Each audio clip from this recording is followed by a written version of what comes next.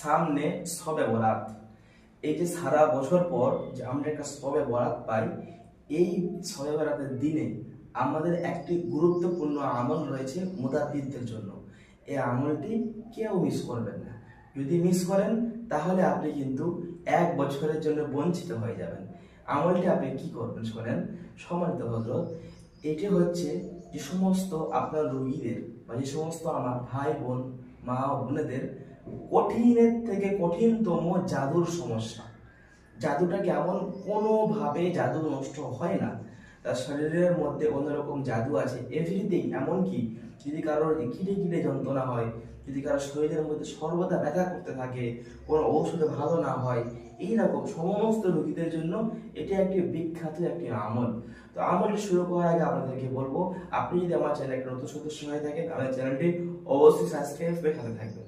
আমলটি হলো, আপনি 21টা কুল পাতা নেবেন, যেটা বড়ি পাতা বলে, কুল পাতা একটা নেবেন 21টা, এবং নিম গাছের নিম পাতা আপনি 21টা নেবেন।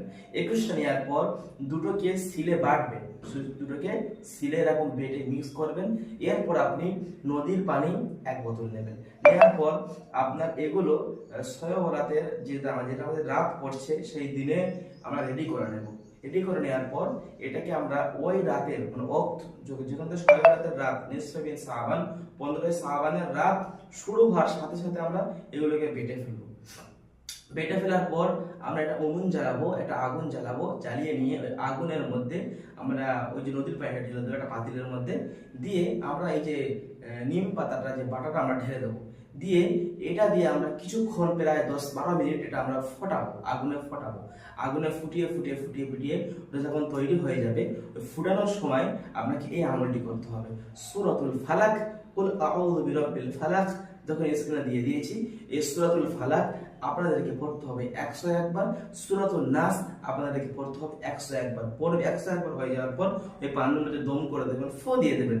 এরপর ওই রুগীটাকে ওই রাতের মধ্যেই একটা অন্য কোনো ভালো পানিতে ওই পানিটা ঢেলে দিয়ে মিক্স করে নিয়ে পুরো শরীরের মধ্যে পানিটা ঢেলে দিন। ইনশাআল্লাহ তার সমস্ত রকম জাদু এই দিনে নষ্ট হয়ে যাবে। এই আজকের আমলটি কেউ মিস করবেন না, সকলেই আশা করছি অ্যাপ্লাই করবেন ইনশাআল্লাহ আপনাদের অনেক উপকারে আসবে শবে বরাতের এই আমলটি। সকালে ভালো থাকুন, সুস্থ থাকুন। আসসালামু আলাইকুম ওয়া রাহমাতুল্লাহি ওয়া বারাকাতুহু।